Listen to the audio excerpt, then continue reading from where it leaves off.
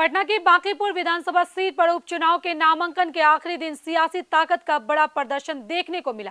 जन सुराज के संस्थापक प्रशांत किशोर नामांकन से पहले विशाल रोड शो और जनसभा के साथ निकले। इसी दौरान एक ऐसा मोड़ भी आया जब बीजेपी और जन सुराज के कार्यकर्ता आमने सामने आ गए। कुछ देर के लिए माहौल गर्मा गया, लेकिन प्रशांत किशोर ने खुद आगे बढ़कर बीजेपी कार्यकर्ताओं से हाथ मिलाया और माहौल सामान्य करने की कोशिश की।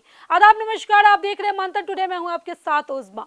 बांकीपुर उपचुनाव अब पूरी तरह सियासी प्रतिष्ठा की लड़ाई बन चुका है। नामांकन के आखिरी दिन जन सुराज के संस्थापक प्रशांत किशोर ने अपनी ताकत दिखाने के लिए विशाल जनसभा और रोड शो का आयोजन किया।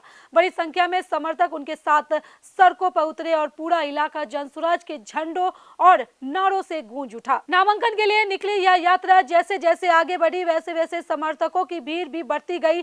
सड़क के दोनों ओर लोग प्रशांत किशोर की एक झलक पाने के लिए खड़े दिखाई दिए। कई जगह पर लोगों ने फूल बरसाकर उनका स्वागत किया। इसी दौरान यात्रा एक ऐसे स्थान पर पहुंची जहां पहले से भारतीय जनता पार्टी के कार्यकर्ता मौजूद थे।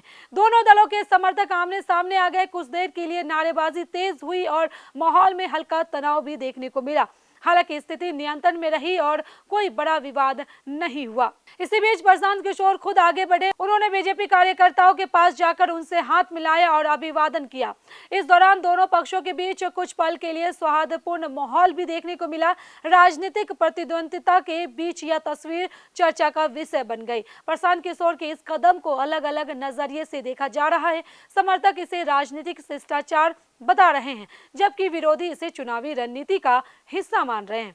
हालांकि हाथ मिलाने के बाद दोनों पक्ष अपने अपने कार्यक्रम में आगे बढ़ गए। रोड शो के दौरान जनसुराज समर्थकों का उत्साह लगातार देखने को मिला। समर्थक पार्टी के झंडे और बैनर लेकर नारे लगाते रहे। कई जगह पर लोगों की भारी भीड़ जुटी, जिससे सड़क पर लंबा काफिला नजर आया। दूसरी ओर बीजेपी भी इस चुनाव को पूरी गंभीरता से लड़ रही है।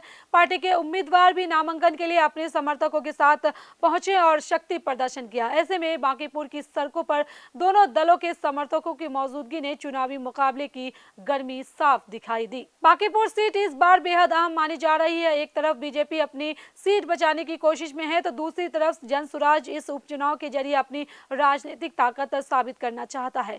इसलिए दोनों दल कोई भी मौका छोड़ना नहीं चाहते। नामांकन के दौरान जो तस्वीरें सामने आई, उन्होंने यह संकेत जरूर दे दिया कि बांकीपुर का चुनाव केवल एक सीट का चुनाव नहीं, बल्कि राजनीतिक प्रतिष्ठा की सीधी लड़ाई बन चुका है।